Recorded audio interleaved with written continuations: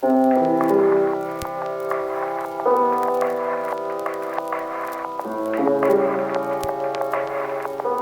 Sudamérica, Buenos Aires inauguró su primera línea de metro en 1913, Santiago de Chile en 1975, Caracas en 1983, Lima en el 2011 y Quito en el 2022. Pero Bogotá, capital de la cuarta economía latinoamericana y con una población de casi 8 millones de habitantes, aún no posee un sistema de transporte masivo a la altura de lo que representa la ciudad.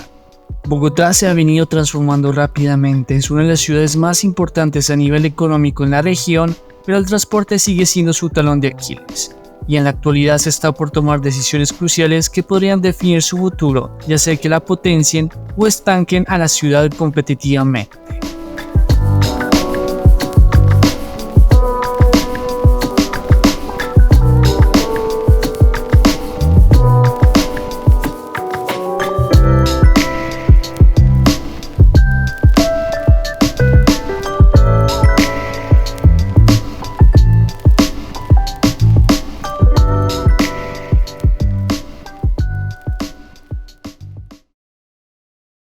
Moderna, colonial, bohemia, nostálgica y a veces gris son algunos de los términos que describen a la capital de Colombia, que tiene una población de casi 8 millones de habitantes y 1.600 kilómetros cuadrados de extensión. Una ciudad que también puede ser descrita con otro término, intransitable. La falta de metro hace que sea una tarea titánica para sus habitantes movilizarse dentro de esta vasta ciudad, pero no siempre fue así. Fue fundada en 1538, más de 400 años atrás, por Gonzalo Jiménez de Quesada, una ciudad relativamente joven si la comparamos con ciudades como París, que fue fundada hace 2000 años atrás, o con Pekín, que tiene registros del año 1000 a.C. 300 años después de su fundación, en 1884 Bogotá inauguraba uno de sus primeros transportes masivos, el tranvía por tracción de mulas, que rodaba sobre rieles de madera y que después serían reemplazados por unos rieles de acero importados de Inglaterra y por un tranvía electrificado. Tranvía que fue hecho en la ciudad de Panamá en 1893, que era parte de Colombia en ese entonces. Esta innovación técnica fue replicada en 1910 con la electrificación de las vías en la capital. Estaba en pleno desarrollo la ciudad y el país en general. La administración del tranvía estaba a cargo de la compañía estadounidense Bogotá City Railway Company, que llegó a tener 4 líneas y abarcaba gran parte de la ciudad. Sin embargo, en 1948 ocurriría el llamado Bogotazo, lo que sería el principio del fin para el tranvía en Bogotá, que existió hasta 1951, cuando el alcalde Fernando Massuera decidió eliminar el tranvía para reemplazarlo por buses que hoy en día siguen acompañando a la ciudad en una especie de karma sin fin. Después de estos sucesos fue cuando empezaron a surgir las primeras propuestas serias y estudios para construir la primera línea del metro. En el año 1950 se inició el proceso para contratar los estudios del metro de Bogotá con la compañía del metro de Nueva York, pero la iniciativa tendría fin pronto cuando el gobierno en ese entonces sufrió un golpe de estado.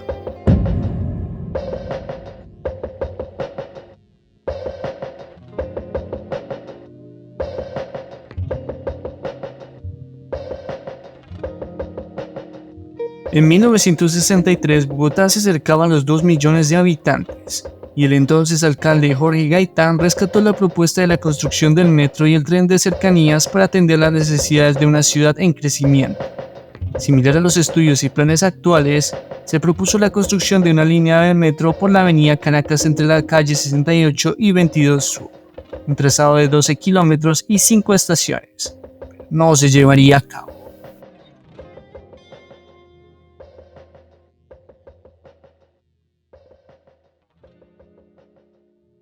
En las décadas de los 70s, 80s y 90s se formularían similares planes para la construcción de este medio de transporte. Ninguno se llevó a la realidad, todo quedó en estudios técnicos y jurídicos debido a distintas razones, como la recesión de 1990, que obligó a aplazar una vez más la construcción del anhelado metro. A finales de los años 90 surgió una idea alternativa para el problema de transporte masivo en Bogotá, el famoso sistema Transmilenio, que es un sistema de transporte de tipo BRT, siglas que significan en español Sistema de Bus de Tránsito Rápido. Desde un inicio, y contrario a lo que deseaba el alcalde de ese entonces, el gobierno y consejo de Bogotá aceptó este sistema de transporte, pero como un método alternativo, sin derribar la idea de la construcción de un metro a futuro. En 2008, el Consejo de Bogotá aprobó dentro del presupuesto una partida para el estudio de factibilidad de construcción del metro y se planeó iniciar obras a finales del 2011, por medio de la empresa Nacional de Transporte Metropolitano de Barcelona, casi en su totalidad subterránea. A pesar de los avances, se empezaron a detectar problemas con el proyecto. Las más importantes críticas se centraron en una supuesta improvisación y se señalaron irregularidades en la etapa de diseños. En el 2011 el proyecto sufrió una paralización. El postergamiento en la construcción del metro generó pérdidas económicas a la ciudad y a la productividad de sus habitantes, puesto que el metro es un punto clave para la mejora del transporte público en Bogotá. En el 2016 la alcaldía de Pasto dio a conocer un nuevo diseño para las estaciones de la primera línea del metro. Este diseño planteaba un metro elevado más económico que el subterráneo que lo precedía, pero no valoró el impacto visual, auditivo y de inseguridad que podría traer a la ciudad a largo plazo. Su argumento se basaba en que los metros de París, Tokio y Nueva York eran elevados y eran un ejemplo de este medio de transporte. Sin embargo, no se observó el contexto de estos. En París ninguna de sus líneas son totalmente o casi elevadas. Es una red especialmente subterránea y los pocos trayectos aéreos fueron construidos hace más de 100 años atrás. En cuanto a Nueva York, el 40% de su metro es elevado, pero fueron de las primeras líneas construidas y se encuentran en áreas menos densas, fuera de Manhattan.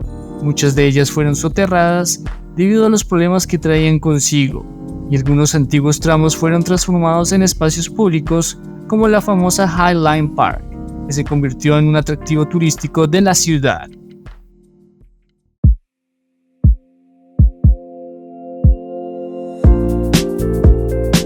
A día de hoy, Bogotá es de las pocas capitales en el mundo sin una línea del metro, pero a pesar de ser pospuesto en innumerables ocasiones y atravesar un sinnúmero de líos jurídicos y económicos, finalmente el metro se empezó a construir en el 2023, con el inicio de la fase de construcción del viaducto que atravesará el corazón y la zona más densa de la ciudad, por lo que aún se objeta de si es viable o no que se construya en su totalidad el trazado elevado, lo cual ha llevado a un nuevo enfrentamiento entre distintos bandos políticos y que podría arruinar nuevamente los planes de un metro para la capital. El trazado de la primera línea tiene una longitud de 23 kilómetros que están repartidos en 16 estaciones que se espera que tenga un 42% de avance para el 2024 y sea abierto para uso comercial en el 2028. De construirse, independientemente de si sea elevado o subterráneo, finalmente brindaría a la ciudad un sistema de transporte de calidad para sus habitantes. Disminuiría el tiempo de los viajes, reduciría los accidentes viales y la ciudad dejaría de emitir miles de toneladas de CO2 y ayudaría a posicionar a Bogotá como una ciudad más competitiva en la región. Ya se planea la segunda y tercera línea que serán casi en su totalidad subterráneas y prometen mejorar el panorama del tráfico en la ciudad, que de acuerdo a los resultados del índice Town Traffic, Bogotá presentó la mayor congestión vehicular en el 2022, lo que refleja la importancia de que una ciudad global posea un transporte masivo de calidad. Los sistemas BRT y tranvía son simplemente complementarios y no son recomendados para ser los principales sistemas de transportes de una ciudad. Alternamente, Bogotá planea la construcción del Regio-Tram, que será un servicio de Light Rail Transit suburbano que unirá a Bogotá con el municipio de Facatativá. Es el primero de 3 proyectos de rehabilitación férrea de la sabana de Bogotá que conecta la ciudad con 4 municipios del occidente de la misma.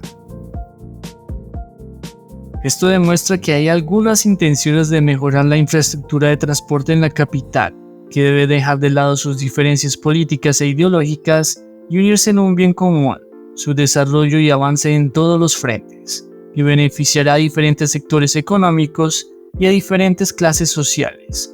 Una oportunidad de oro para una ciudad con un potencial grande debido a su privilegiada localización geográfica, a su gran población trabajadora y a su bella arquitectura que refleja su larga historia y su inmensa variedad cultural.